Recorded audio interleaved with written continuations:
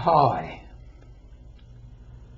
For around 2.5 years now, I've been placing videos here on YouTube and on other sites on the subject of retirement.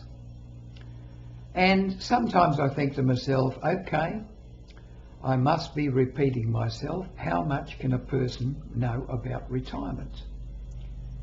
And as I've said in many of these videos, I've been retired for 30 years and are coming up to 90. I'll be 90 next year. So I feel that I have some sort of authenticity or credibility when it comes to saying that I've lived through a third of my life in retirement. Okay, that's almost like a look at me thing. But what can I say, really, that I haven't said before? Perhaps I could speak about the general aspects, the very widespread aspects of being retired. And these would cover the tripartite beings that we are. We are made up of body, mind, and spirit. Now we know that our bodies are cyclic.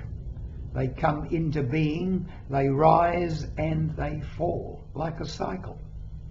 And once we've reached around about 45, 50 years of age, the decline becomes obvious. We're not quite what we were physically.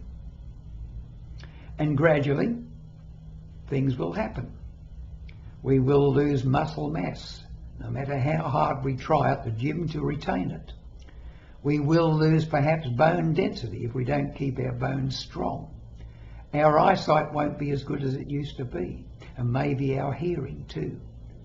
But we can hold those things in abeyance by practicing sensible things, eating well, exercising, and I'm talking about a full range of exercises here.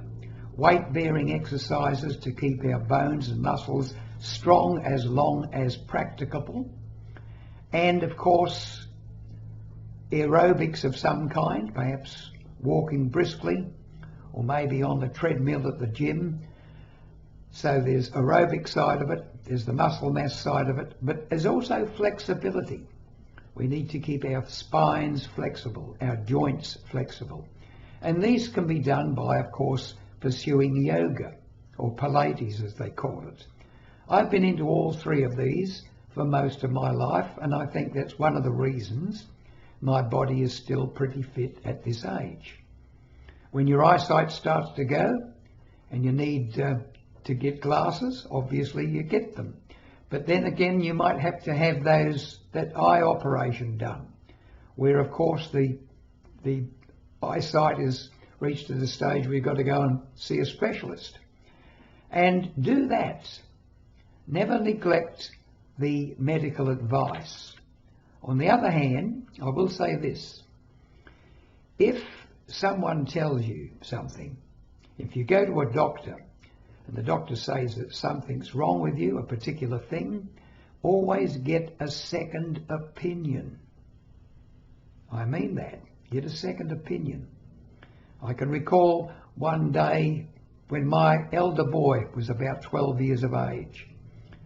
He had pains in the tummy and he had pains all over, it seemed. I took him to a doctor. It was a weekend. He said, oh, he's got appendicitis. I didn't believe it. I took him to a second doctor, not telling him about going to the first, and he said, yes, he's got appendicitis. And I thought, well, he's got to have appendicitis. 2 doctors said so. So I took him to the hospital. The intern there said, yes, he's got appendicitis. We'll have to do an operation as soon as the specialist comes in. Another doctor. 2 days later, phone rang. No, he didn't have appendicitis. He had something else entirely. Glandular fever. So there you are. 3 doctors prescribed the wrong thing. So you can see how I'm saying Be careful what the doctors tell you. Okay, let's get away from that. Let's get into the mental side of things. Oh no, back to the physical again. You will lose your peripheral view to some extent, and along with it, perhaps your sense of balance. But you can take exercises to keep your peripheral view good, and of course balancing exercises so that you won't fall over and break a bone. When you fall over when you're old, it's serious stuff. It's not like bouncing off the pavement when you're a 3-year-old and getting up laughing. So be careful of that. Retain your balance.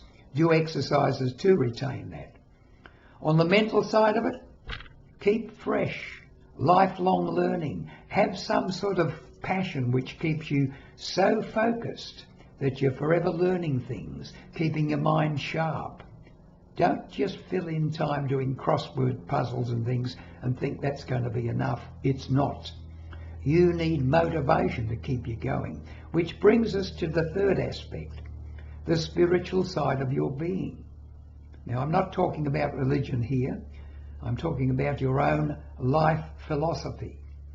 You need a life philosophy which appeals to body, mind, and spirits, particularly the rational mind.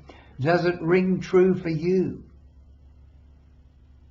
I feel sorry for the atheist, the person who thinks it's all going to end when they die, because as we get towards the end of their life, a certain desperation could set in.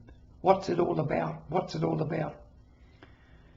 Figure out that you have a purpose in your life, because you do.